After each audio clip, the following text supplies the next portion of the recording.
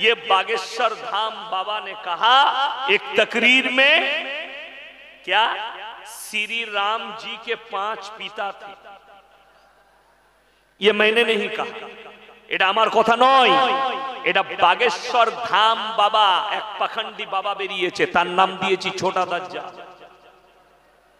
সে মাল নিজে বলছে শ্রী রাম জি কে 5 পিতা থে। এটা আমাদের কোনো সমীক্ষা নয়, আর আমি জানিও না, ওই ধর্ম সম্পর্কে আলোচনাও করি না, কিন্তু বর্তমানে করতে হচ্ছে।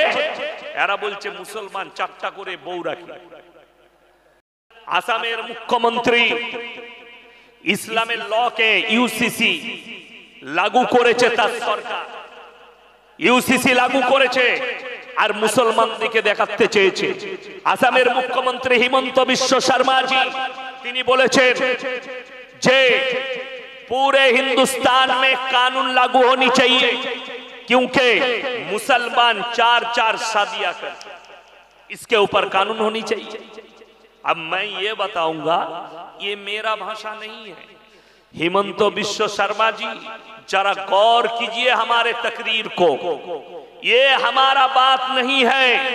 ये बागेश्वर धाम बाबा ने कहा एक तकरीर में, क्या श्री राम जी के 5 पिता थे। ये मैंने नहीं कहा, এটা আমার কথা নয়, এটা বাগেশ্বর ধাম বাবা এক পাখন্ডী বাবা বেরিয়েছে, তার নাম দিয়েছি ছোটা দাজ্জা। সে মাল নিজে বলছে শ্রী রাম জি কে 5 পিতা থে। এটা আমাদের কোনো সমীক্ষা নয়, আর আমি জানিও না, ওই ধর্ম সম্পর্কে আলোচনাও করি না, কিন্তু বর্তমানে করতে হচ্ছে। এরা বলছে মুসলমান 4টা করে বউ রাখে। ইনি তো আমার বড় ভাইয়ের মতো, জানি না আপনার কটা বউ আছে? একটাই তো? একটাই। আমারও কিন্তু একটা। কটা গো? একটাতেই ঝামেলা শেষ না, আর 4টা কিন্তু জায়েজ আছে না? না জায়েজ আছে। অনেক মহিলা শিক্ষিত মেয়ে তারা মনে মনে ভাবছে এই মৌলবীরা হচ্ছে সুবিধাবাদী। আল্লাহর কসম করে বলছি, এটা আমাদের আইন নয়, আল্লাহর তরফ থেকে। জোরে বলুন সুবহানাল্লাহ। এটা মৌলবীদের বানানো নয়। অনেক মহিলা মনে করে পুরুষরা 4টা বিয়ে করছে, আমরা কেন 4টা পাবো না? এর সমাধান আজকে আমি দিয়ে যাব আপনাদেরকে।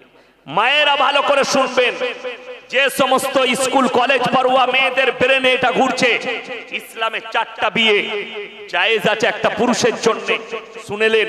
আল্লাহর কসম খেয়ে বলছি, গোটা পৃথিবীর বায়োডাটা আল্লাহ কোরআনে ভরে দিয়েছে। কিয়ামতের সকাল পর্যন্ত যতগুলো পাপ আসবে পৃথিবীর বুকে, আল্লাহ নবী সাল্লাল্লাহু আলাইহি সাল্লামের হাদিস এবং কোরআন দ্বারা তার অ্যাটাক করার জন্য, সেগুলোকে রোকার জন্য কোরআন আর হাদিস রাসূলের দাঁড়িয়ে আছে সব সময়। জোরে বলুন সুবহানাল্লাহ। তার একটা নিবারণ শুনেলেন? যারা বলছেন মুসলমান 4টা করে বউ রাখে, আমি বলিনি।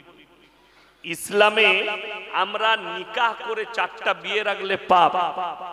মুসলমান আল্লাহর হাবিব 11টা বিবাহ করেছেন। এটা যদি তাদের কাছে খারাপ লাগে, আপনার কাছে যদি খারাপ লাগে, আমরা বলিনি। একজন অমুসলিম पंडित बोलছেন श्री किशन जी का 16,100 बीवी थी। 16,100 बीवी थी। अब सोच लो 11 बीवी ज्यादा है कि 16,100 ज्यादा है? 16,100 ज्यादा है। अब तुम हमारे रसूल को खराब कैसे बोल सकते हो?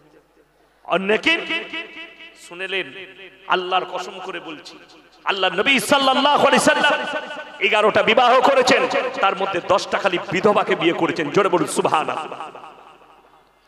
যারা যে সমস্ত শিক্ষিত যুবক নবীজি সাল্লাল্লাহু আলাইহি সাল্লামের আখলাক চিনতে পারেন, এই উলামাদিকে চিনতে পারেন, আমি আজকে তোমাদেরকে চিনিয়ে দিয়ে যাচ্ছি। চোখটা ভালো করে, দিলের চোখটা খুলে শোনো, খুব অন্তর দিয়ে শোনো। আল্লাহ নবী সাল্লাল্লাহু আলাইহি সাল্লাম 10টা বিধবাকে বিয়ে করেছিলেন। তুমি তোমার এলাকার ভালো অমুসলিম ভাইদের যারা স্কলার আছে, ধর্ম নিয়ে চর্চা করে, তাদেরকে জিজ্ঞেস করুন। অমুসলিম ভাইদের আমাদের ভারতবর্ষে একটা প্রথা ছিল, সেটার নাম হচ্ছে সতী দাহ প্রথা। স্বামী মারা গেলে সেই চিতার মধ্যে জ্যান্ত অবস্থায় স্ত্রীকে জ্বালানো হতো। সেই প্রথা গেল কোথা থেকে? রাজা রামমোহন রায় তিনি বললেন, পৃথিবীর যিনি সব থেকে বড় পণ্ডিত, পৃথিবীর যিনি শ্রেষ্ঠ ব্যক্তি, হযরত মুহাম্মদ মুস্তাফা, সকলে বলুন সাল্লাল্লাহু আলাইহি সাল্লাম, তিনার কাছে যে কোরআন এসেছে, কোরআনের সূরা নিসায় আছে, যদি কোনো বিধবাকে তোমাদের পছন্দ হয় তাদেরকে হালাল রূপে নিকাহ করো, আল্লাহ এর মধ্যেও খায়ের বরকত রেখেছে। জোরে বলুন সুবহানাল্লাহ।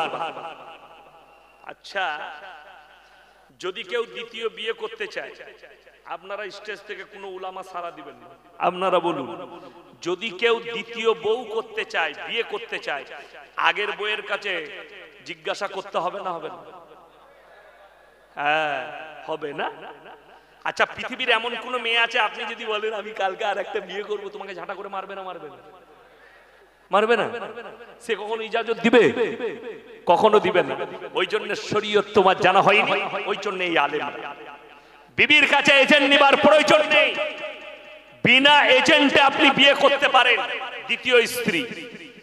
এলাহিগঞ্জের ছেলেরা বলছে ভালো হুজুরকে দাওয়াত দিয়েছিস বে, কালকে আর একটা করব, তুমিও কেলানি খাবে আমিও খাবো না। এর মধ্যখানে একটা বড় কিন্তু শব্দ লুকিয়ে আছে। যদি তোমার মনে হয় যে আমি দ্বিতীয় বিয়ে করলে দুটো বউকে সমান চোখে দেখতে পারবো না, শরীয়ত বলছে তখন তোমার জন্য একটাই বিবি যথেষ্ট। জোরে বলুন সুবহানাল্লাহ। দুটো যদি বউ রাখো আর তুমি যদি ফাঁস কাতারে তাহাজ্জুদের নামাজ পড়ো, আর একটা বউকে যদি 500 টাকা দামি শাড়ি দাও আর একজনকে 400 টাকা দামি শাড়ি, তুমি কেলানি 100% খাবে, তোমার রেহাই নাই। তুমি যদি কাবা ঘরে নামাজ পড়ো তাও আল্লাহর কাছে পাকড়াও হবে, তুমি অন্যায় করেছো, নাইনসাফি করেছো। এটার নাম শরীয়ত। কাগজ থেকে নোট করুন। আমার মুসলমান ভাই, যারা ইসলামকে গালি দিচ্ছে, আপনারা মনে করছেন দুশ্মনগুলো হিন্দু ঘরে জন্ম নিয়েছে? না, সব থেকে বড় বড় দুশ্মন ইসলামের, এরা সব মুসলিম ঘরে জন্ম নিয়েছে।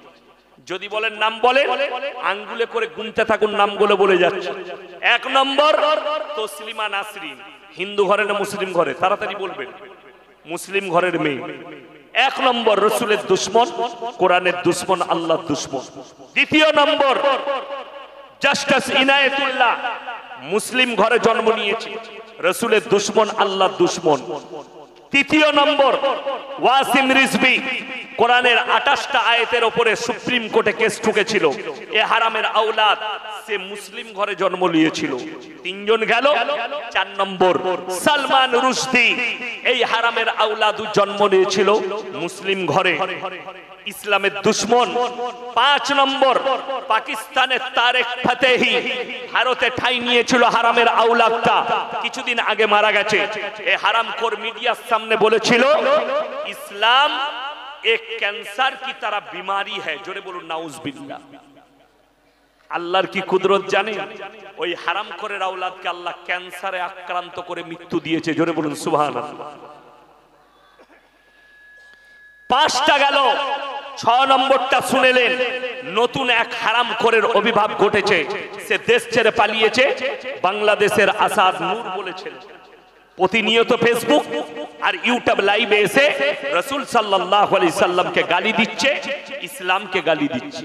এগুলো সব মুসলমান ঘরে জন্ম নিয়েছে। কারণ কি? এই জায়গায় কি করে পৌঁছালো? তাদের মা বাবা তাদেরকে দ্বীনি শিক্ষা দেয়নি। আমি জানেন, দোয়া করি যারা এই আলামিন মিশন গুলো তৈরি করেছে তাদের জন্য আমার মন থেকে দোয়া, যে মুসলিম ছাত্রদের, আমাদের ছেলে মেয়েদের ঈমান গুলো রক্ষা পেয়েছে। আপনার পয়সা খরচটা বড় জিনিস নয়, আপনি বেঈমান কাফেরের কাছেও আপনার সন্তানকে ইংলিশ মিডিয়ামে পড়িয়ে পয়সা খরচ করছেন। আমার বর্ধমান টাউনের খবর, আমি পাড়ার নাম বলবো না, এক ভদ্র মহিলা আমাকে ফোন করলেন, হুজুর আমি নামাজ পড়ি, তাহাজ্জুদ গুজার, আমি খুব পরেজগার, আমার যার সঙ্গে বিয়ে হয়েছে, আমার স্বামী হচ্ছে স্কুলের টিচার, হাই স্কুলের, পড়াশোনা করেছে রামকৃষ্ণ মিশনে। সকালবেলায় উঠে, নামাজ তো পড়েই না, সকালবেলায় উঠে গোসল করে আগে রামকৃষ্ণর মূর্তিতে পুজো করে তারপরে স্কুলে যাই। জোরে বলুন নাউজুবিল্লাহ। আপনার জানা আছে শরীয়ত। এই ছেলে আমি বললাম এটা যখন প্রকাশ পেয়ে গেছে, এ যদি মারা যায়, এই মাস্টার যদি মরে যায়, আল্লাহর কসম করে বলে যাচ্ছি আর জানাজা পড়া যাবে না, এর লেগে দোয়া করা যাবে না, এর দাফন কাফন করা যাবে না। এটাই মুসলমান জানে না। আজকে